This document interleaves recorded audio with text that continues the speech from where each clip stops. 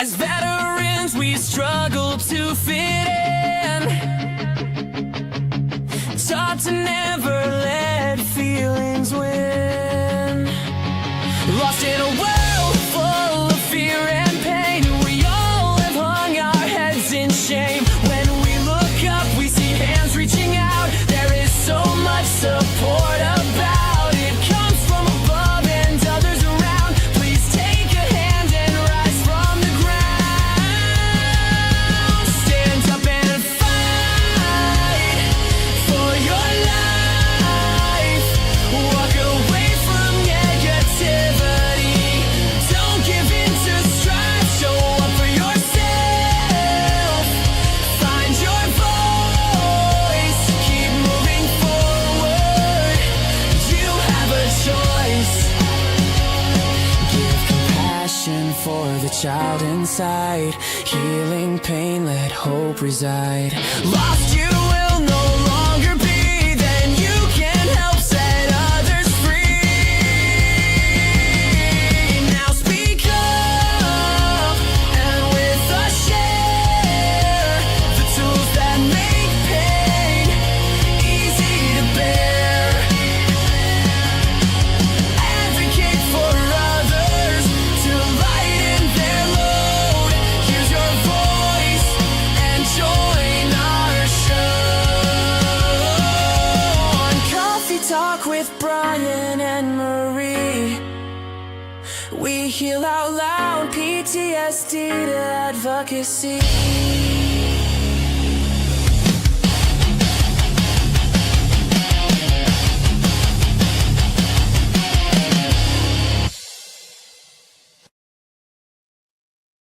And what's going on, friends and family? Thank you guys so much for joining us on another show of Coffee Talk with Bryan and Marie. How are we doing today, Marie? I am doing much better today. Yesterday, you're going to get this a week apart, but we recorded 2 days in a row. And yesterday, I was feeling a little rough after the show, but I'm feeling much better today. How are you doing? You didn't tell yet last time how you're doing. I'm doing good. Just turned 45. Blessed to be here 45 years of life and can't really complain. House is coming along great. My son, he's on spring break. So for his birthday, he got Legoland passes. So we'll probably be hitting that up probably tomorrow or so. We already went there last week with him and his little buddy and stuff. So a lot of fun. And so looking forward to the show today. As usual, we always have great guests lined up. And that's all due to you putting in the great work that you do. And appreciate you. And I sent someone else over there to schedule with us as well.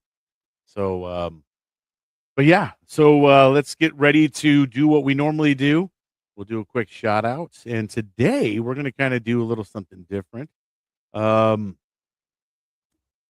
guys see this amazing painting behind me right here? This is, I'm not exactly the artsy kind of guy, right? But when I saw this dude's paintings, it just spoke to me. And obviously, even more so because he's a devil dog. He's a Marine. And this is Chesty Pooler, who in the Marine Corps, that's like, our, So we love Chesty Pooler. So Chesty Pooler's always got my back now because of this dude. And I pretty much made him like a lifelong sponsor of Every Day's a Saturday USMC veteran. But this guy's name is Don Howe, and he doesn't really ever go by his name, but you'll see him here. Let me get ready to share this. Share his Facebook page. All right. Let me see. Can everybody see what we're seeing? Okay. So right here on Facebook, it's Valkyrie Recovery Artworks. Once again, he's a Marine Corps veteran, and he has some amazing paintings. He will do personal ones for you. Just send him a photo, and he'll do something for you as well. But let me just kind of scroll through and show you some of this dude's artwork. It's just like the dude is amazing, right? And his art is just something that just totally speaks to me. Like, I mean, check out this, like, I just love how it comes, and when you put some, like, light on the painting, it just really blings it out, you know? I mean, I'm just so in awe with his work, and, he's done some great, military ones, um Oh, that's beautiful. yeah, I mean, he just That is does some that is that is amazing. eerie and beautiful. Yeah, right? I mean, dude's just, I can't tell you how Oh, I love it. talented this dude is. I just Don is an amazing dude, and I love, that I've got to meet him personally. There he is, freaking ripped, just ripped and solid dude. He's just a badass, man. I mean, bona fide badass. Just got some amazing work out here. He did this for, a fellow Marine, and, man, it just came out amazing. Look at this. That is I awesome. just it's just amazing artwork, and, and this dude, he was on, my show at, Every Day's a Saturday, USMC veteran, and, he just is an amazing guy. He, found out later on in life that he has autism, and, he just is he I can't tell you how, like, calculated he is about his artwork and everything else, and he's just very structured, and, I got his we text here and there, and see how each other's doing, and, just just amazing work. That's awesome. So, everybody, if you can, go over and, Worst nightmare right there. He framed my worst nightmare. The drill sergeant checking to see if there's any dust. right? Yeah, I mean, and he even, Oh, it's that's awesome. crazy because I just seen that, he did a painting for a guy that I was in the Marine Corps with. And my buddy Aviles is a boxer, right? He just always loved uh, boxing. So he sent, him a photo of himself, and he, like, totally made this really cool, like, barracks type painting. Like, it's like a half boxer, and then it's like half Marine almost, and, like, I don't know, it's just, man, it's badass. It's actually really cool. I love the guy, and, like I said, go out and check out his stuff. But now we're gonna go ahead and turn it over to Marie, and she's gonna read one of her amazing poems, and then she's gonna introduce our next guest, and then we'll get the show on the road. All right. I'm gonna go ahead and remove myself, and floor's yours. Awesome.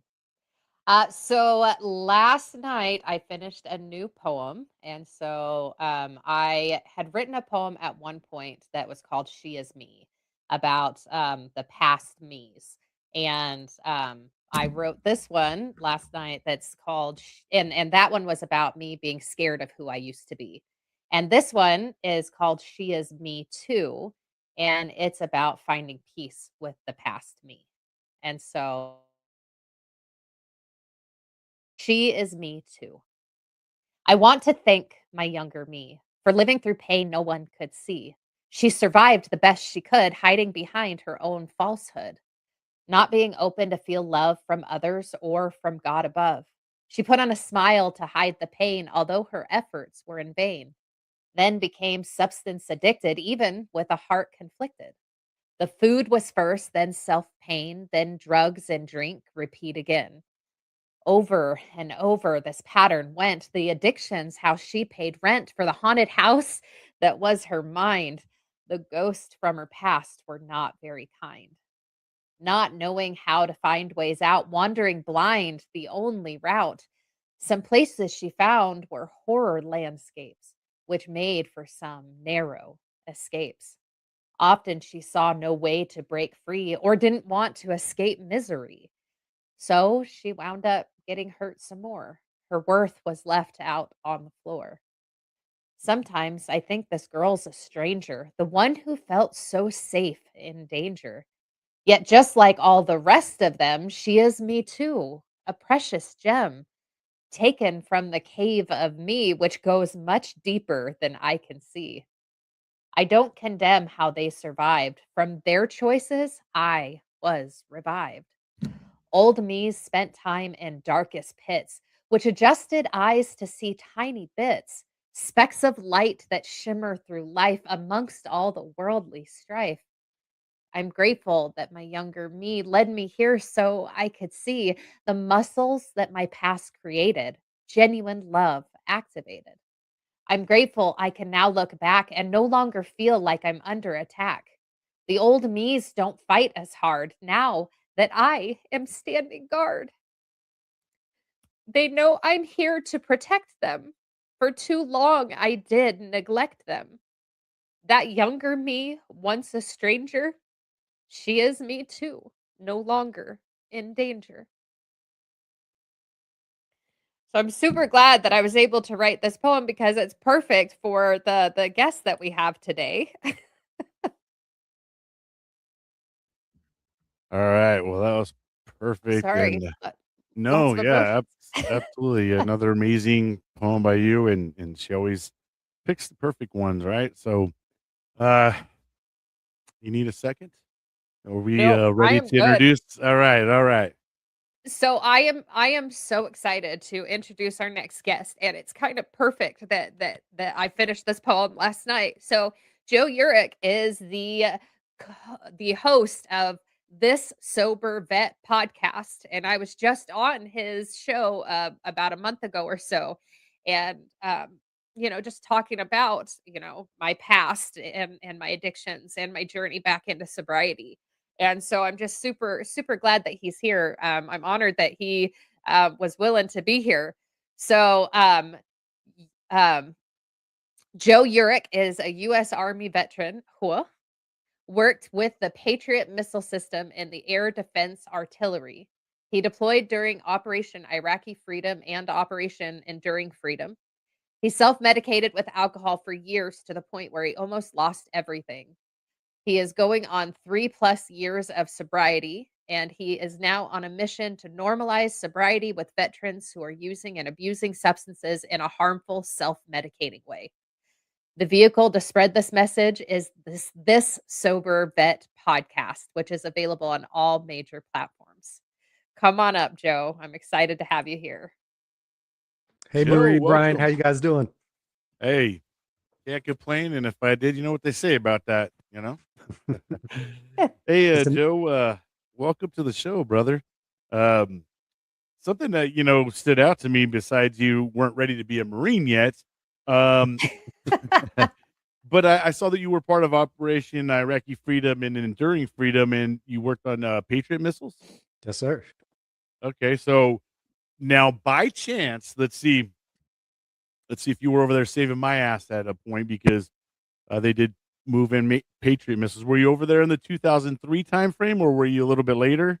I actually got over there in March of '03. Well, February. It was the end of February of '03.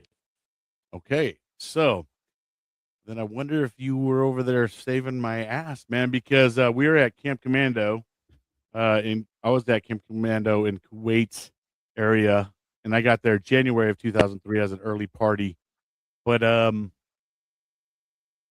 I say around, I don't know what time frame it was, maybe around mid March or early March. I know March 8th is when we took the first missile, but after that they started moving in Patriot missiles above us, and they were taking everything out in sight. So That it might have been was us because when we first deployed, we were in northern Qatar, a place called Ras Laffan, and as Third ID was moving in on Baghdad, the air threat was diminishing. So then we loaded our equipment, went up the Gulf, and then placed right outside of Kuwait City. So that was probably April of '03 well, ish. definitely was over there. Yeah. So Okay, damn, nice. that's just wild how Small it's so world. small. Yeah, exactly. So that's pretty That's cool. awesome. But yeah. So now that we got that out of the way, now so let's go ahead and get to know more about Joe. Let's talk a little bit, brother. Like give us a little bit of background of where you grew up. Give us a high level about your military experience, and then we'll go into more of how was that transition of you getting out. What did that look like? And obviously, you deployed, so we want to hear about the good, the bad, and the ugly, and whatever you're willing to share, brother. And this is your opportunity to to share as much as you want. And like, we always say there's someone out there that can learn from your story. So don't be afraid to, cherry pick what you want. Um, Marie and I have really shared a lot of our own stories. So don't feel bad. You can go as deep and as shallow as you want. You know what I mean? So, And if um, you don't get through everything that you want to, we will gladly have you back. yep. Awesome. And there's also, I also have another side of the show where kind of get a little bit more depth in the military experience type stuff and talk more in depth about that. We do talk about the transitional part, but we focus a lot on kind of like 50-50. Or here we kind of try to focus a little bit more on the transitional side than the healing of part, and what did that look like for you? Because it's definitely different for each and every one of us, and we've had many people on here that have had really nice landings, and we've had people that just fell flat on their ass. And when we have brothers and sisters out there that even went further than that, right? So but go ahead, brother. We're going to go ahead and give you the show and give you an opportunity to talk as much as you want, bro. Awesome, thanks. I'm actually going to start with my senior year of high school because that's when kind of everything came together. I'm from a small town in Pennsylvania. It's about an hour west of Philadelphia. It's called Cochranville. It has one red light in the town to this day, not much going on. So the only way I could make a name for myself in school was we were kind of poor. So after school, I had to work every day. So I couldn't be on sports teams. So I found humor as my way to gain popularity. So I viewed every classroom as an audience, which while at the time was fun, it got me in a lot of trouble. My senior year, I had my own desk in the in-school suspension room. I was on academic probation for my senior prom, didn't get to go to that. I actually had to sign a note in order to walk the stage for graduation when I did graduate, promising I wouldn't do anything crazy. So that kind of gives you a bird's eye view of who Joe Yurik was senior year. I did get the class clown senior gag award, so that was a proud moment. But halfway through my senior year, I had no direction, no respect. Like I said, every day was just me making people laugh. My best friend approached me and was like, "Hey, dude, what are we going to do when we graduate?" And I was like, "I don't know." He was like, "I've been talking to an Army recruiter. We could join in something called the Buddy Program, where we go to boot camp together in our first duty station." So I was like, "All right, bro, I got your back. Let's do it." So we signed up in the delayed entry program. We signed up in December of our senior year. Weren't expected to leave till August 17th after we graduated. Well, 2 weeks before we go to leave, I get a call from this same friend. "Hey man, I'm not going." I was like, "What do you mean you're not going, dude? Like this was your idea." Like I had no Oh, intention of joining. And yeah, so this was August of 2000 is when I graduated. My buddy backed out, so here I am going in solo, like not even my plan, but here I am, a man of my word, doing what I said I was going to do. So I did my boot camp, Fort Sill, Lawton, Oklahoma. I did my AIT at Fort Bliss in El Paso, Texas, where I learned to work with the Patriot Missile system. And it was funny because going into AIT, my dad always told me, he was like, "Dude, you're so smart. If you would just apply yourself to studying instead of making people laugh, you would go really far." And I never believed I was smart. So my goal in AIT was to prove my dad I was dumb by trying my hardest and really not doing that well. So I buckled down, I stayed focused, I studied, I did everything I could during AIT just to see what I was really about. And I ended up graduating as the honor grad, which was pretty wild. So I was like, damn, my dad was right. I am kind of smart. So that was an interesting epiphany. And then my first duty station was at Fort Bliss. After AIT, I stayed there. And this is kind of where, like, my senior year, I drank like any high schooler did, parties, stuff like that. But when I was stationed at Fort Bliss, El Paso is literally right across the border from Juarez, Mexico. In Mexico, you only have to be 18 to drink. Obviously, as soldiers, you're not supposed to leave the country, which I can't get in trouble now, but we did in between pay periods. We would go down to, we called it J Town. There was a bar called Tequila Derby. It was $10 drink and drown. It was beautiful. So again, we weren't supposed to. So what they did was to keep soldiers stateside, they made the drinking age on post 18.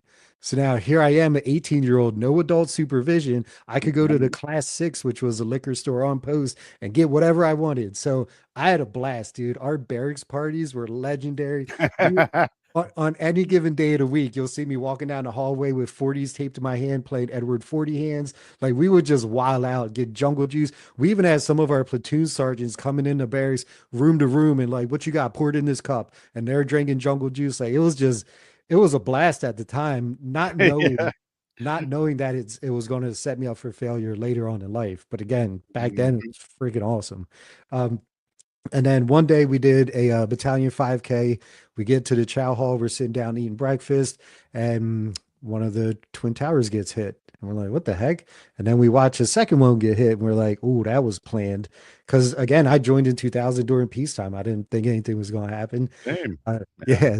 So after 9/11, some time went by, and then we had to railroad all of our equipment, which took forever. I don't know if you've ever had to do that, but man, just all the checks and balances of putting a whole battalion's worth of Patriot equipment on a rail car is crazy. Took I'm almost a three supply months. guy. Oh, So okay. I mean, and we, bro, I mean, we're like the same time frame. I joined in 2000 and Did you? deployed Okay. 2003. I was part of the early party, so I totally get the build up part. And I mean, we had to load up the 40-foot containers, and Mhm. oh man, it was just the buildup was crazy, and then the offloading. And I was part of the early party where I was offloading the ship and getting all the vehicles, and then I was putting them and coordinating them where so the units could come and pick them up. Yep, yep. Okay, nice. Yeah, so we sent all of our equipment down to Corpus Christi, Texas, is when they got on a boat, and then they went over to Qatar, and then we met everything in Qatar. And literally, like the day of or the day after we touched down in Qatar is when our sister battalion, Delta 552, maintenance battalion, their convoy got ambushed, and that's when the whole Jessica Lynch thing happened. Yeah, So, yeah, I was yeah, gonna say, okay, all yep. right. So we literally Wow. watched that on Al Jazeera TV, and I'm like, dude, like Yeah. we partied with these people because their barracks were two buildings away from our barracks in the same Wow. parking lot. So that's when you're like, damn, like this She's shit's actually been real. on one of my buddy's podcast shows, Has dude. she? So Dude, I've been yeah. trying to get her on mine. I don't know if she's sober, but I would love to have her on mine. That'd Yes, be she is, and she's actually she's very open. I'm pretty sure, but she might even have like a third party publicist type person. You might have to. okay. Yeah, you gotta connect me offline. That'd be awesome. Yeah, for Um, sure. so anyway, that's when we get in country. And then we set up shop at literally it was a landfill that they just put sand over in northern Qatar. There was nothing there. It was all flat. We emplaced our launchers. We set up aerosol tents. We had no running water. We had one hot meal a day, usually dinner. But yeah, mainly eating MREs. And at this point, when I first got to my unit, I was a launcher dog, which is we would emplace the launchers, make sure they're running smooth, and just kind of just keep an eye on them and make sure they're operating the way they're supposed to. Well, I was picked for a team called RSOP, which would go out first, map the route to wherever we're going next, set up where the launchers would be and the big four that powered the launchers, and we had a thing called a table eight where we would do this whole dance in mop four gear, which this was in White Sands, New Mexico. So it was super hot. Well, we had just got this new commander in. His name was Captain Molinari, and he's watching our RSOP team do the thing. And I was running all over the place, like telling everyone where to go. And he's like, "Hey, first sergeant, who's that private right there?" And he's like, "Oh, that's Yurik." He's like, "He's a go-getter. I want him to be my driver." And first sergeant's like, "You're sure?" Because he knew I was a knucklehead. So after we did this table eight thing, this was before deployment. He had called me into his office, was like, "Hey, Yurik, you seem like you know what you're doing out there." And I'm just like, "Huh?" And he was like, "I want you to be my driver." And I was like, "Oh, no, thanks, sir." And he was like, "No, that's an order." So I was like, "Ah." So he took me out of my launcher platoon. I went to headquarters and was his driver. So when we deployed, instead of being with my buddies, the launcher dogs, I was in the CQ in the CP, the command post. Now, the cool thing about that was I got to listen to the talk, which was a tactical operations center over the radio. So we could hear all the talk between the Allied forces, the pilots, and everything because we were listening for scud alerts. Because if there's a scud alert in our AO, we had to prep our missiles because if there's an incoming, we had to take it out.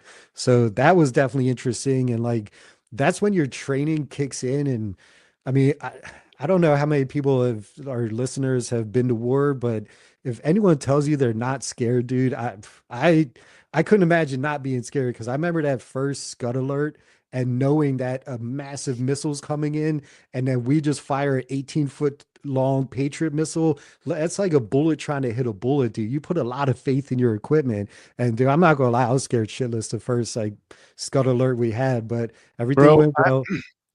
I'm so happy that you're on here because I've always wanted to say thank you to the Patriot Missile dudes Nice. and dudettes, because I'll tell you Mhm. what, you guys have. I mean, I literally saw like a missile just damn near disintegrate, right? Like it was like going to freaking land on our foreheads. Like, I mean, we had even like fragments of stuff falling down in where we were at. I mean, it was pretty wild. I mean, if it wasn't for those Patriots missiles, I'm pretty sure there would have been some significant death rates on the support side. Absolutely. And you could even see right now our brothers and sisters in Iran, Patriots are being fired off everywhere protecting the skies. Like it's still a predominant defense system. Oh my gosh, it is, and it's a lifesaver for our troops. 100%. Absolutely. Yeah. It's so funny because when I was in, I always pictured the air defense artillery as like the redheaded stepchild of the military, the army, because like I've never heard of it. A lot of vets I talked to never heard of Yeah, it. But right. since global war on terrorism, and especially now, people are like, "Oh yeah, Patriot's awesome." I'm like, I had no "Okay, idea what they were either, bro. But I'm very well aware because of what they were doing for us over there. Like 100%, I know that defense is a lifesaver. absolutely." I Yep. think it's beautiful that you guys are making this connection. I Oh, think it's awesome. that is wonderful to see both sides of it. You know, like for me, I was a medic and so I didn't get as I mean, like we were getting mortared and stuff like that, but I didn't get as many and I came years later. So I didn't get as much as the in-person show as you guys are getting. So So it's yeah, awesome he's to talking hear. about the scud attacks. I'm on that end of boop boop. It's the Mhm. Yep. fucking, and then we're running to the bunkers, Yep. in full mop suit at the beginning of it all at the beginning because they weren't sure if they were firing dirties at us or whatnot. But Yep. Oh, um, that's miserable. oh yeah, That's the first I miserable. want to say, and it was already the heat was already starting to get going in March April time frame. Yep. When I first got there in January, it flooded. It was like rain. And I was like, what the fuck? I didn't Wow. realize it even rained here. You know Right. what I mean? But then it turned into hot as all get out. And yeah, like I would say about the first 2 days or so, we were full fucking mop suit. Yeah, Mhm. and then they got to a second where we could take off our gas mask, but we had to still be in the mop suit. Mhm. It was just wild. But Yep. yeah, it is great to have you on, man, because it's funny that you are on because I've always in my head just recently too. I was like even thinking, man, I wish I could just give a general message, and this is for anybody out there that did control Patriots out there. Man, I appreciate the hell out of you guys. You have no idea. I know a lot of you guys don't realize the work you're doing because you guys are from afar. Mhm. But the guys on the ground, we're like, thank God, you know what I mean? Nice. That means a lot, dude. Thank you. I appreciate that. Absolutely, brother. Yeah. So, like I was saying, as Third ID was encroaching on Baghdad, then eventually we put our equipment on the boat, set up outside of Kuwait City. We were only set up there for maybe 2, 3 months. And then once Third ID took over Baghdad, the air threat was diminished. So then we actually sent our equipment home. We stayed in country to pull details and help like other people out until like our flights were ready. Then we came back. Now, I actually got stop lost. The day we had set up in Kuwait City was supposed to be my ETS date. But for Patriot, they put a stop loss on because we were at war, so they didn't want people just leaving. So I think I had like a 120-day stop loss. It wasn't anything crazy, Yeah, but there's a couple of our guys legit what the dude was checking out, and instead of him getting his like orders to be done, got orders over to the good old sandbox. yeah, exactly. And it's funny because I had college lined up, like I had a whole plan, and they're like, nope, needs of the government, you're staying. I was like, and there's nothing you could do about it. You just got Got to. that 4 year inactive part of Mhm. duty. Yep, yep. So then once we got back, the recruiter was like, if you re-enlist, we'll send you to Germany, which I really was contemplating because that sounded like a really good time. But I was like, you know what? Like, I just came back from war. I have all my limbs. I have some of my sanity left. So I figured me and Uncle Sam were square. So back in early '04, I got a discharge, an honorable discharge. And when I got out, there wasn't programs like there are today to help with that transition. And it's so funny because like all of us are like, oh man, 20 days in a wake up. I'm gonna be a civilian. I'm not doing any more police calls or none of this shit. Like we're so excited to get out. But then when you get out, dude, there's a silence that they don't prep you for. And I dealt with that hardcore because like when I first got out, I stayed with my dad and stepmom. And Perfect. So hold on. I'm sorry to cut you off, but this is you're a good. good You're good. part for us to jump in and do our veteran showcase. Since you're going to talk about that transitional period of getting out, let's go ahead and do this veteran showcase real quick. The person that I got queued up here is a Devil Doc, and he's a Navy corpsman, and in the Marine Corps we call them Devil Docs because they're embedded with us. And I recently just heard about that. I've got a friend who I go to church with that lives down the road from me who was a devil doc, and she just got the tattoo. And she was like so excited about that. I'd never heard of that before. So it's devil dog if you're in the Marines, and as the corpsman, you're a devil doc. So I Yep. loved that. Yes, and Awesome. we love our Devil Docs. They really become part of the family, and they always bring like a comedic relief to a situation. It's just like they I don't know. We love the hell of our Navy corpsmen, but this guy right here, Shannon Book, he seen a lot of combat, saved a lot of Marines' lives, lost a lot of Marines. Definitely went through it, but he has turned his talents into music, songwriting, and I had the opportunity to meet him and hang out with him in good old Nebraska at Hero Stock. Just an absolute fun dude to be around and hang around with, just funny as shit and full of life. But let's go ahead and give him some love. This is a song called Hollow Man. Well, it's I'm pretty sure he did a cover of this song. So, but here we go. I'm going to go ahead and get us out of here. And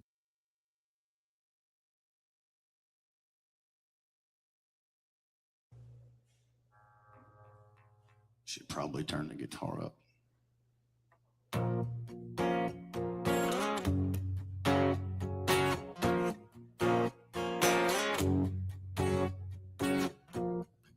As I walk the earth with this hollow smile on my face, wrapped with the anger in my soul,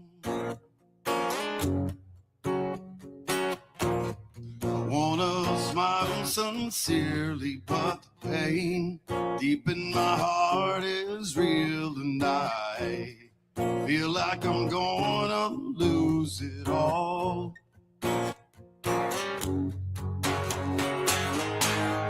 How do I stop this Mad Hatter lifestyle I've grown accustomed to? Yeah, emotions inside eat away in my life, and the barren shores in my soul. Where can I get the seeds of restoration in me? Or have I become the source? Now I wanna fix my life, not be stuck in time, or be buried in my past. Oh, can't you please help me not to be this hollow man that I see?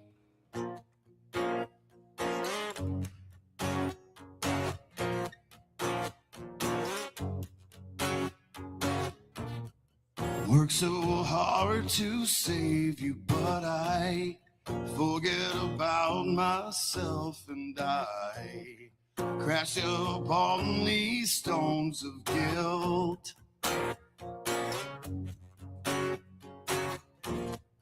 Wanna save the ones I love from the very destruction of vicious cycle of letting you down. When will I stop this Mad Hatter lifestyle I've grown accustomed to? emotions inside eat away in my life, and the barren shores in my soul. Where can I get the seeds of restoration in me?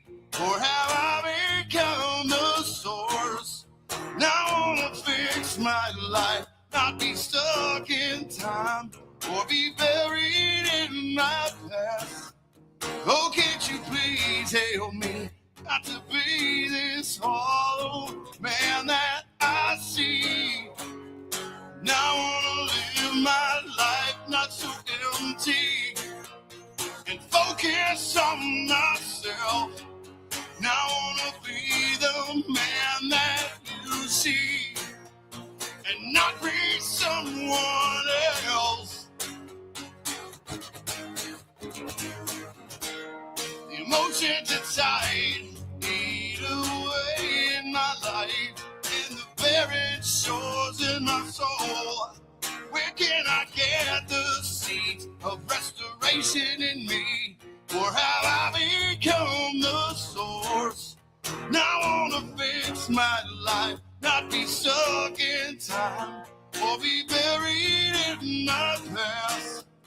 No, can't you please help me not to be this hollow man that I see, that I see. I see that I see, yeah, yeah.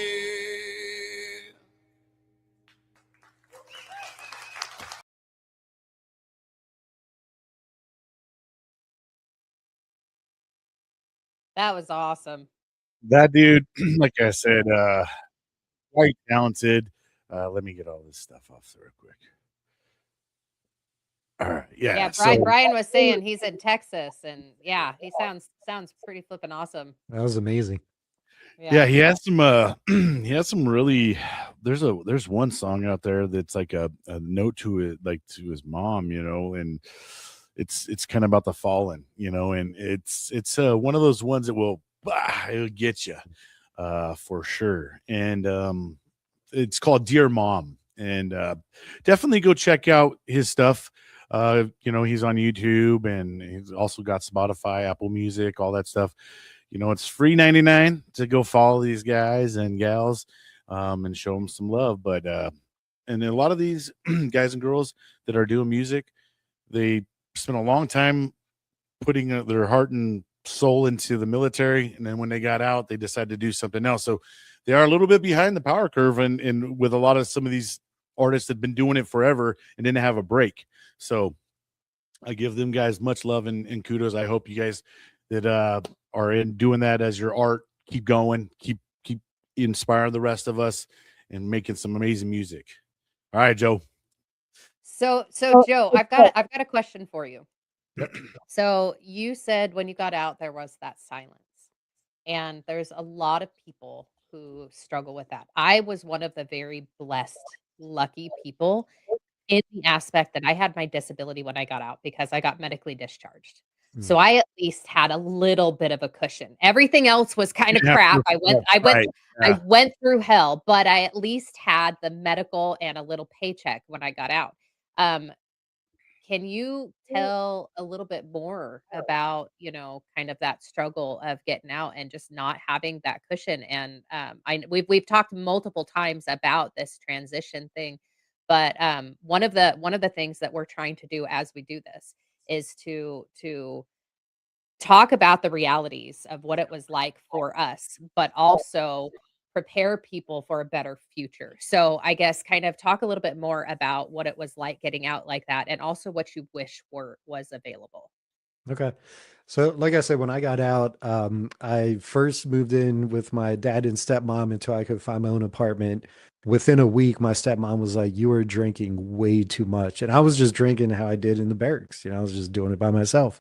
And the addict in me was like, I don't need anybody to tell me how much I should drink. So I literally got an apartment like a week later, moved out as fast as I could because that was my coping mechanism. That's what I did when I was in it's just what I knew, and it did help. It was a temporary band-aid.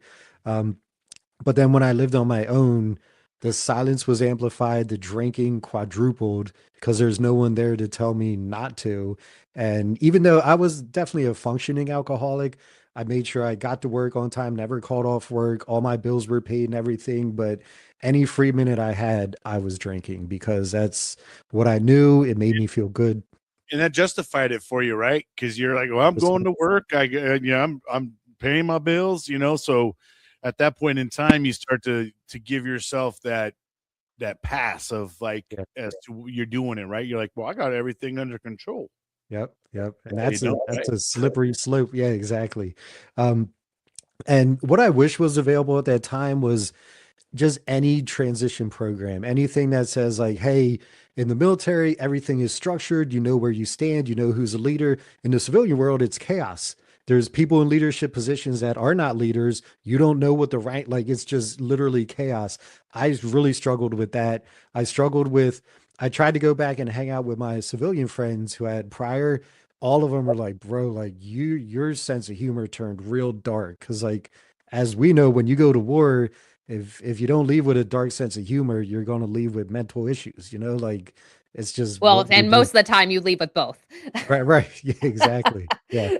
So I kind of couldn't hang out with them anymore. So the only people I was cool with, I would be on the phone with my buddies who I served with, but that's only like an hour to a week.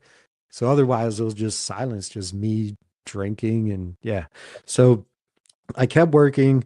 I tried to go to school. Well, I started going to college night school, and I figured that being a policeman would be like the civilian equivalency of being in because I miss that brotherhood of ethos that we had. So I started going to school for criminal justice, and I always try to seek counsel now that I'm older and more mature before I like really commit to things. So I sat down with a state cop, told him what my 5, 10 year plan was. He was like, "You don't want to be a state cop. They might send you over to Erie and blah blah." Like he really broke it down. So I was like, "Oh shit!" Like appreciate your honesty. He was like, "Why don't you talk to a local cop?" So I set up an appointment with a local cop, told him my 5 year, 10 year plan. And he was like, I wish someone was honest with me when I was getting into this. You don't get paid until this time. You're going to miss a lot of family time because if that traffic light goes down, you'll be called to it till it goes back up. Like he kind of broke down of the cons that were against my plan. So I was like, oh, okay. So then I really had no direction. So I dropped out of school because I was like, I'm not going to finish getting my degree in criminal justice if I'm not taking that route. So then where I was working, I was a truck driver delivering supplies for an asbestos abatement company. And I went to put in my 2 weeks because I was like, I need a life reset. I don't know what I'm doing. So he was like, listen, you have the gift of gab. Why don't you try sales? You already know the product. So I was like, I was like, I'll give it a shot. First year, as I recommend everyone try sales at some point in their life. It really teaches you not only who you are, but how to deal with other humans. And it taught me so much. First year, I realized how scared I was to communicate. But then once I got over that, the second year, I became the top salesman. Third year, top salesman. Now I'm full commission. Now I'm making money. I'm lighting the world on fire. Like I really took off in the sales scene because like I got along with people well. I would meet people where they are, a lot of networking, a lot of drinking. Like it was right up my alley. During this time, I met my wife.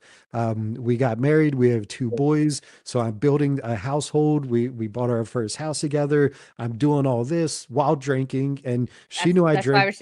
I was just gonna ask how is the drink affecting all of this as you're high functioning? So, How is I call it my dark passenger, right? mhm, Dexter, like right, right. alcohol was my dark passenger, the addiction. And so how is your dark passenger along the ride So as Yeah, you're when you start to blow out. yeah, I view addiction like this, 3 stages. Number one, there's fun. Number two, there's fun with problems. And number three, it's problems. I was still in the fun stage because I'm growing my family, my business, my personality, like everything is getting better. So I'm not even thinking alcohol is a problem. Well, with drinking, as we all know, the more you drink, the higher your tolerance gets. So now I need to switch to liquor to get where I was getting on beer. Well, with liquor, then I would start blacking out. I would make bad decisions. I would yell at my wife. I would do just things that were out of my character to the point where my wife had to kind of sit me down and have that talk and say, "Hey, Joe, like you're drinking way too much. Why don't we dial it back? Maybe only drink on the weekend." So then I was limited to Friday, Saturday, and Sunday, unless Then there you was a special event. Say again. then you probably went extra hard if you only got limited on days. Like, well, shit, then I'm gonna make sure I cram it in. That's the problem. So now, 24 hours in these there's yep, 72 hours. yep. So now Friday night, I'm staying up till 2 a.m., drinking as much as I can. I'm super hungover on Saturday. Like, and that only lasted so long till my wife got upset. Then it gets to the point where she's like, all right, why don't you just have 3 beers? That way you can still drink, but you're not getting drunk. And I'm like, all right, yeah, babe, whatever you want. What that did was that means Sneaky Joe is now here. So what I would do is I would strategically put little bottles of Southern Comfort by the grill. So when I'm out there cooking, boop, boop, in the basements, when I'm switching laundry over, boop, boop, like I would, she would watch me drink 3 beers, but I'm still getting white girl wasted because I'm pounding as much SoCo as I can whenever I'm hiding. So So there's another saying in recovery. I take a drink, and then the drink takes a drink, and then the drink takes me. yes, And that's what it sounds like was going on. 100%. So now I'm a business owner. So now I an owner of a junk removal company called J Dog. It's veteran owned and operated. We do a lot for our community. We clean out houses, basements, garages, do all sorts of cool stuff where we donate good items to local veterans in need. So now I'm on this path where I'm a business owner. Things are going well in business, a lot of networking, a lot of drinking. I go to this one networking event. I get way too drunk, drove home, which was in hindsight, dude, I drove so much when I was buzzed and drunk, like it was so bad. So this particular day, I get home, it's probably like 4 o'clock. I pass out on the couch. My wife comes home, sees me, and she's just fed up. So she's like, you know what? Like, I'm going to figure out where he's hiding his shit. So she scours through the house. She finds like 10 of my empties, and these are the big bottles of SoCo, fists of SoCo, like all sorts of things. She puts them on the table next to the sofa where I'm passed out, takes a picture because she knows I'm Mr. Deny Deny. If there's no proof, I'm like, what are you talking about? I didn't do that. Like, you can't prove it. So, And when yeah, he says SoCo, for everybody out there, it's Southern Comfort. I Southern definitely Comfort know what is he's talking delicious. about. That shit will creep up on you. Damn. Yes, it will. Absolutely. Yeah. So when I do wake up, she calls me out onto the porch and says, we need to talk. And I'm like, I just know I'm in trouble. And she literally looks me in the eye and says, you have to go. I'm like, I have to go where? And she's like, me and the kids are not doing anything wrong. You're not getting your drinking under control. You need to leave. And I'm like, whoa, whoa, whoa. Like, first of all, I pay the mortgage. I'm not going anywhere. This is my house. Second of all, I run my business out of this house. Like, where am I supposed to go? She said, I don't care. And the good thing was she was seeing a therapist, and the therapist was telling her like how to approach this using like shock therapy. So I've never seen this level of sincerity and like disconnect in her eyes. She literally was ready for me to walk out of her life, and it would be all the better for her because, like she said, she's not doing anything wrong. I'm the one fucking up. I'm the one that's got to go. So I was like, crap. Like I literally like had it was such a weird moment because I had this fear kind of go all over my body. And I was thinking, like, wow, this woman who, like, I pursued, I gave my last name, we built a family together, we have a beautiful house. Like, she's ready to leave me because I'm deciding to put a liquid to my lips. I'm like, this is insanity. Like, why would I choose a liquid over this woman who literally is my world? So during that conversation, I was like, why don't we do this? I'll quit for 6 months because when you're that deep as an addict, quitting forever is not an option. There's just no way. So I was like, why don't I quit for 6 months and then we'll reassess? And she was like, okay, you could stay. She was like, but that stops now. She was like, you need to go downstairs, empty out the beer you have in the fridge, find any other bottles I didn't find and dump them out. Like you are done, done. I was like, all right, cool. So yeah, that day I quit cold turkey. And Wow. yeah, I never sugarcoat sobriety. Dude, that shit was the hardest thing I've ever done in my life. Oh, that was, yeah, it was Your super body hard. becomes dependent of the of with the substance that you're putting in it once you Yeah. start doing it for so long too, right? So I imagine you started feeling kind of, sick there for a little bit too. And I imagine you were filling a lot of your time with this drinking, right? And now boredom probably sets in a little bit extra too, because that was kind of your fun, right? You're like, Absolutely. and then it was also, you're like, well, fuck, I'm about to go barbecue. Well, nah, shit, I need to let me go prep up for the barbecue, or let me prep up for this. So I imagine you really, especially when you decided it was cold turkey, and obviously your family meant more than the addiction did to you. So, that cold turkey is just a wow. And I mean, I imagine that right then and there, reality had to start setting in mentally, physically, all the things. And you've been pretty much a drunk husband, father, this whole time. So now you got to adjust to being a sober Yeah, right. husband, right? Everything you're So saying is true. Yep. Go ahead. did you utilize any support system in that? Like, did you go to recovery meetings? Did you have friends that were supporting you in it? Therapy? What was the avenue that kind of helped you to quit? Some people go to detox, some people just use therapy, some people do like the anonymous groups. What was kind of your avenue? Well, I'll say this. I don't care how strong you think you are mentally, nobody could do this alone. It is such a hard thing. You have to have some sort of support system. So in the beginning, I relied heavily on my wife and my religion. When things like when I'd get frustrated with my wife and she just didn't know how to take me, she was like, "You need to see a therapist." And for some reason, I didn't want to open up to a female therapist just because I just didn't feel comfortable. So I found a male therapist who was 15 years clean. He was on like some heavy drugs and alcohol, but he's been sober 15 years. I really resonated with him. He gave me a lot of good tools to work on. He told me to take it day by day, just make it to your pillow. If you really need a beer, you'll drink tomorrow, just make it to the end of the day sober. Like he gave me a lot of things that kind of helped because he's been there. I see that he's happy and he had this like spark that you and I had talked about, Marie, on our podcast that I wanted because I was like, I was in the dark. I was trying to learn who I was again. I felt like a armor was removed. I'm now exposed to the world. I don't even know who Joe Yurik is because, like you said, Bryan, I was drinking since 15 and I quit at 40. That it was a fabric of my life. I don't know what I am without this substance. So I had to rebuild myself and learn who I am. And I did that through just making it day by day. I would go through a day where I had a shitty day. I had to do a hoarder clean out. It smelled horrible. The day sucked. Normally, I would end my day with a beer saying, I deserve this. I earned this. Now I don't have a beer. So I would go, you know what? I'd go to the store and buy cookies. I'd say, all right, I had a shitty day. I'm going to have 3 cookies and that's going to be my reward. It's different. But as you get through, you're like, oh man, like I just made it a week of shitty days and I didn't drink and I'm still here. Huh. And then like something good will happen where normally you'd celebrate and drink. The Eagles just won the Super Bowl. Hell yeah. I can't drink. I don't need to drink. I'm still happy about it. And then I got through that day. So by hitting all these little wins, I started to build my confidence back.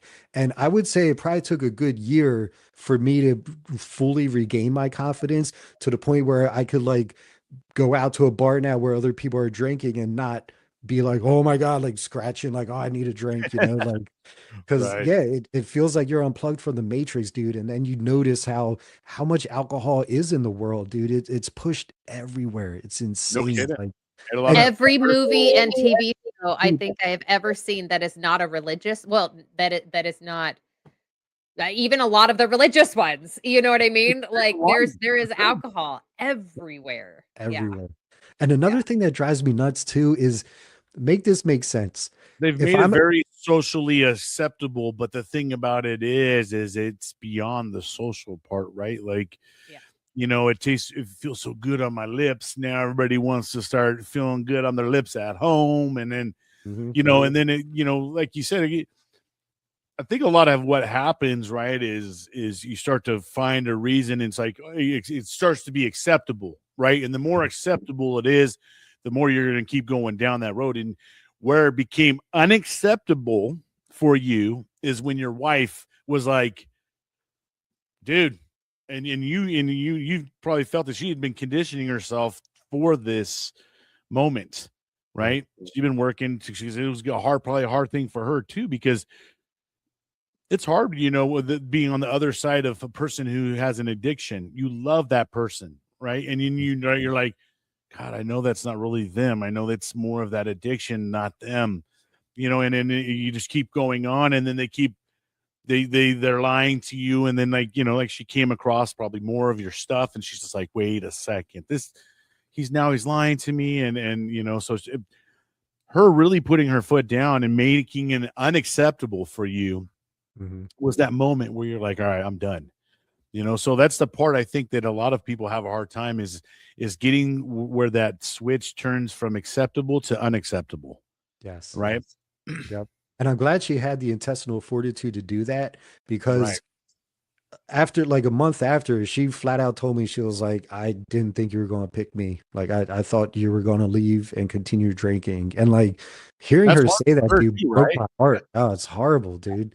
But the fact that I did choose her, here I am, bro. I'm sober and thriving. I'm coming up on 4 years in June. My relationship with my kids are better. My sleep's better. My wife and I are more in love now than we've ever been. We've been together for 18 years now. Like, literally everything is better, to the point where that's why I started this Sober Vet podcast. But do you mind if I get into that story real quick? All right. Yeah. So absolutely. when I first quit drinking, I needed something to look forward to, because like you said, when you quit, like you realize how much time you wasted drinking. You're like, well, I don't know what to do with my hands. Like, you literally have nothing to do. So what do I do with these? Exactly. So every Saturday morning, I found this nice rucksack on a job. Every Saturday morning, I started having a celebration of sobriety, and I would go, there's this trail near my house in the woods. It's a 5-mile trail, and I would do a 5-mile ruck march, and I called it my weekly celebration of sobriety, because I was thinking, back when I was drinking, what's the last thing I would want to do when I was hungover on a Saturday? Go for a freaking ruck march. So now I do that as a celebration. Like, dude, I made it another week sober. I'm going to go get my ass kicked on this ruck march with a smile on my face. So I do these every Saturday. And literally for like a year, when I was getting sober, I also do these for inspiration, because I'm a Capricorn, I'm an earth sign. Prior, like when I was drinking and I would take a walk in the woods, dude, I would get ideas, and just all this marketing stuff would flood to me. So I was like, dude, I'm sober now. I'm going to get like double the idea. Like, I was so excited. Dude, crickets for like a year, like nothing. It's just me in the woods. And I'm like, what is happening? So I kind of God needed you to just be present for a little while. That's why. Right. Yeah. And speaking of God, so I got fed up with him. I had a heart to heart. I'm like talking out loud. I'm like, God, here I am. I'm like a year sober. I know I'm on the path you want me to be on. Use me. Let me be a conduit for your work. Like, what can I do? I need purpose to surround this sobriety to help me through this. And literally clear as day, this has never happened before in my life. Clear as day in my head, I heard this sober vet. And I'm like, this sober vet, what is that? Like, he literally was like, boop, just like planted that in my head. So then I was like, is that like there it is. Yep. I was like, is that like a podcast? Is that a vehicle for me to like bring this to the world? So my mind starts racing. I come home, I'm on fire. I talk to my wife, and she's like, yeah, that's cool and all, but you're just a guy that quit drinking. Like, you need a therapist on there that could kind of bring some science to what you're doing and like back up what you're saying. And I was like, damn, that's actually a good idea. And I thought I had a huge network. So I reached out to my whole network. I know a lot of veterans. I know a lot of therapists. I couldn't find one vet that was a therapist. And I needed a vet who was a therapist, because to me, a civilian doesn't understand what we've been through. So about a month and a half goes by. I'm thinking I'm fumbling this amazing idea. I'm scrolling through IG one Sunday morning before church, and I see Sergeant Thomas, who was our supply sergeant when we were deployed. She just posted about Evolve Therapy. She has her own therapy practice in West Virginia. So I'm like, Sergeant Thomas, why didn't I think of her? So I literally DM'd her right then. I haven't talked to her in like 20 years. I DM'd her and I was like, hey, Sergeant T, it's Yurik. I have a really cool idea I'd like to have you involved in. Give me a call later on today. She called me. I told her the idea. She was like, That's amazing. Absolutely. So she's now my co-host. We started this Sober Vet podcast in November of 2024. We've released 2 episodes a month, the first and third Monday of the month. Episode 1 was my story and introducing Dr. T, because I figured if I want my guests to be vulnerable and open, I had to lead the way. And episode 2 of moving forward, we have all veterans, male, female, all sorts of addictions coming on and telling their sobriety wins, because we want to be a ray of light for those who are still in the dark. You know, we want to let veterans know that all these veterans have done it. You can do that shit too. So that's like our mission with this Sober Vet podcast. And that's why I'm so amped up about it. Yeah, Wow, and I have these awesome stickers because Joe sent them to me. The Irreverent Warriors is doing a Silkies hike through Salt Lake City in May, and it'll be the week after this podcast airs, and I'm going to be handing out these during the Silkies hike. So I Awesome. got a whole bunch of them. I'm so excited. Being on Joe's show was phenomenal because, there for a little bit, I had both of you and then it was just you, but it was so fun just being able to go on there and share my story and to connect with Joe. And one of the things that I was thinking about, after being on your show is like, there's a lot of the drinking culture in the military and with veterans. And I know that people like you and me, Joe, we're not condemning people for drinking, Not at right? all. We're just providing an avenue for like, hey, if the drink is taking you, there is a way to get sober. Like you can be a sober veteran. That is possible. And so Mhm. I love your mission and I'm so grateful that we were able to connect. I don't even remember how we connected, but I'm so grateful that we were able to connect because we have such a similar shared message. We Yes. both are encouraging that sobriety. And Bryan here, he's not one of us. He's had his own struggles, I'm California sober. Yeah. Okay. Ain't nothing wrong with that. But that's the thing is like it's just teaching more of the responsibility for people who are still using. Awesome, do your thing, but Mhm. let's break the stigma that it is Yeah. okay to be sober. And Right. and that the alcohol or the drugs or for me food, it doesn't have to take over our life, that we can Yeah. live Don't sober. be afraid to find your real true identity, right? You know what I mean? I think that sometimes that people are kind of almost afraid of themselves, Mhm. so they don't allow themselves to interact with themselves, Yeah. and like you said, bro, one of the best ways to ever like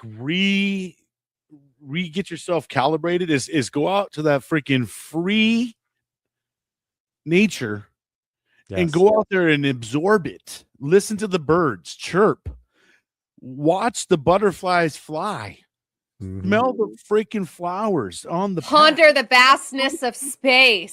There you Yeah, go. take your Wow. shoes off, you know what I mean? Like, Yeah. don't think that we were all just born with this 5G Wi-Fi and these homes and I mean, hey, we all came from a people that once lived off this land, you know what I mean? So it is wild, bro, that when you go out somewhere and you really do this, and because I know exactly what you're talking about, Joe. Been there, bro. Where I asked God, like, hey, man, I want to be more like you, and I want to emulate you more in my life. And boy, did it humbling, like you guys started humbling me right off rip, right? Like, sometimes I don't think people understand when you ask for something, you might have to go through a little bit to get there Right. to appreciate why you are here, right? Yeah. So, it's amazing when you will just shut everything off, kind of put your, a lot of people have a hard time dropping the phones and things like that, but it's weird when you do, and all of a Mhm. sudden you start talking to yourself. You're like, oh shit, who's this motherfucker? You know Yep. what I mean? Like, and it just, a lot of things start to resonate with you when you actually shut the noise off around you for a second, but a lot Absolutely. of us are scared to do that, right? It Mhm. does take some work to get to be in that place where you can actually go into a place and allow yourself to take in and hear the beauty, and not allow the demons to come in there and say, nah, you suck ass. You shouldn't be doing this. You'll never make it. What? That's a bad idea. You know what I mean? All those horrible thoughts that keep running through us that literally enable us from being the better versions of ourselves. Dude, I'm so glad you said that because I agree 100%. And once I hit my year mark, I realized that I did something nobody in the world could say they've done. And I wear it on my wrist every day. I don't know if you can see this. It says, I beat Joe I like Yurik. it. And whenever I get weak, I look at that and I go, damn, I beat Joe Yurik. I did something nobody in the world could do. And that's my superpower. And it's exactly what you're talking about, Bryan. Not everybody is confident or patient enough to do that. But once you beat yourself and beat that addiction, dude, there's love the no way you stopping you. It's freaking amazing. Absolutely. So, how long have you been doing the podcast, and what are your future plans? So I Like, started. tell us, where you're heading. Sure. So I started in November 2024. Like I said, there's 2 episodes a month, the first and third Monday of the month. I started with only 3 people who I knew who were veterans and sober. So I was kind of like, all right, God, let's go. Like, you open the door, I'm going to walk in, see what happens. I currently have 9 people backlogged on my list. So that tells me there's a need for what we're doing. I've never gone a time where there's supposed to be an episode and I didn't have a guest. Because again, God is opening these doors because I'm putting myself out there.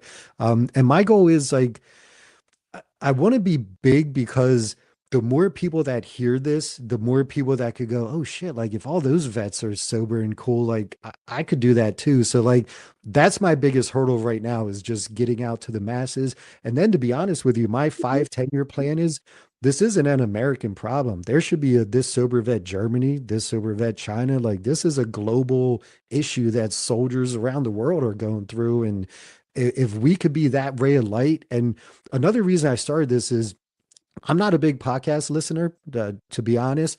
So when God planted this idea in my head, I Googled, I was like, there's no way this doesn't exist. It doesn't. There's not one veteran sobriety specific lane out of the thousands and thousands of podcasts out there. So that's why I was like, wow, like if God really wants me to spearhead this, let's do it. Like I'm all about it. So yeah, it's an honor to be in this position. It's a new conversation I'm bringing to the world. And it's funny because some people receive it and love it. And other people are like, no thanks. And like Marie said earlier, I'm not against anybody doing any substance. If you could do it in a responsible way, more power to you. I couldn't. Like you could be like, Joe, I'll give you $1 million if you just drank that one beer. I would not win that $1 million because I drank that beer and I'm like Popeye with spinach. I'm like, I need more. Like that's just how I was, you know? So like this is for people like me who have an issue. I'm not trying to get anyone to stop the world to set nothing. It's for people like me. I'm a hardcore binge drinker. That's my Yeah, issue same. is when I start to do it. Yeah. It's like after a while, it just starts to feel good, right? And then, oh yeah. and the next thing you know, I'm the life of the party. Right. But I'll tell you what, where it never makes me want to keep going again is the way I feel the next day. Mhm. When I feel like I'm just like, blah, I'm just smacked and it takes me a long time now as, getting into the mid 40s to recover, bro. Like it's just those days in the 20s when we went barrack and we got to get up 05 to go PT the next day. Let's go. Puking Valley. Everybody's sweating all the alcohol off. You get to see the steam coming, Yep, absolutely. but man, it's I'm glad, like, once again, this is something that we really preach on this show is there's people that go through these things in the walk of life and then they get to the recovery side.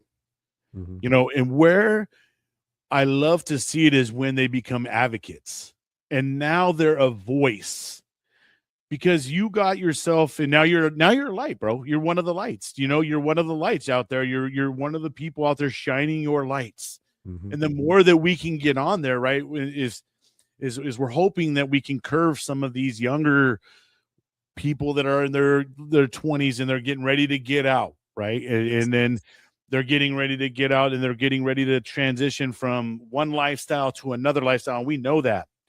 And even more so now with the war in Iran, we're going to have a lot of people come home just like us, right? And we're hoping now that there is a lot of better places, but you know, who the hell is going to be there to fill these young members coming back from a war?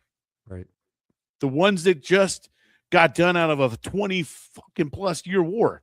Hopefully to God, I pray to God for our country and our soldiers that this is not going to be a drawn out 20 plus year thing again. And you know, because I'm going to say this, our government can't even handle the ones that they sent before. Right. They got issues with the ones that already lived this, came back, and are taking their own lives and all these things. We're not even fixed on this level.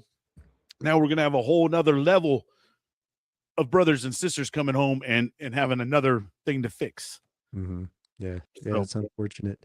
Yep. Yeah. But that's another thing, now that you mentioned that, a ripple effect of what I hope our mission will do is so many of those 22 a day, which the number is actually a lot higher, have some sort of substance in them when they're making that horrendous decision.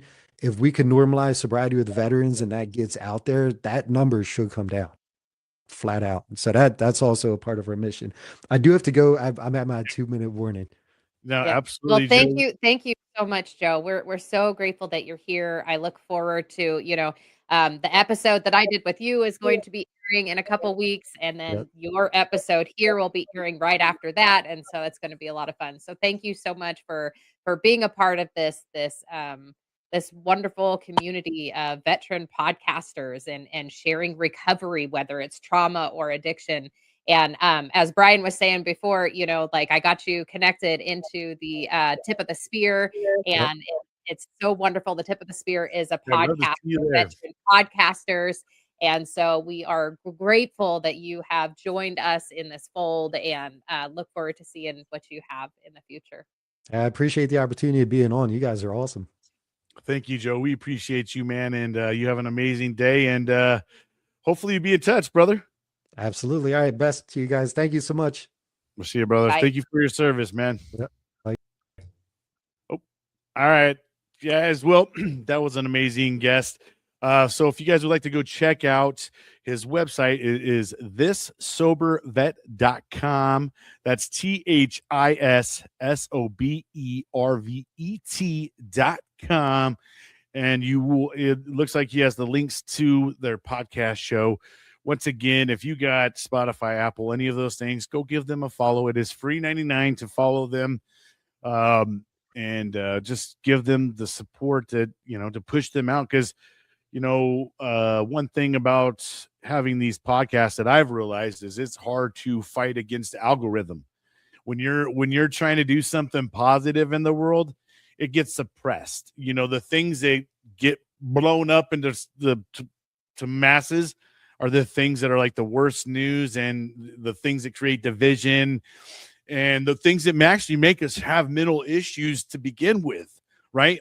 So these kind of shows get suppressed, but the more that we can get people to share these out, and just because maybe you're not really struggling now, that doesn't mean you're not going to hit a rough patch. And just because you got yourself out of the rough patch doesn't mean that you won't ever find another rough patch in your life. So you just never know when you can use some of these great stories, some of these tools, some of the experiences that someone else gone through.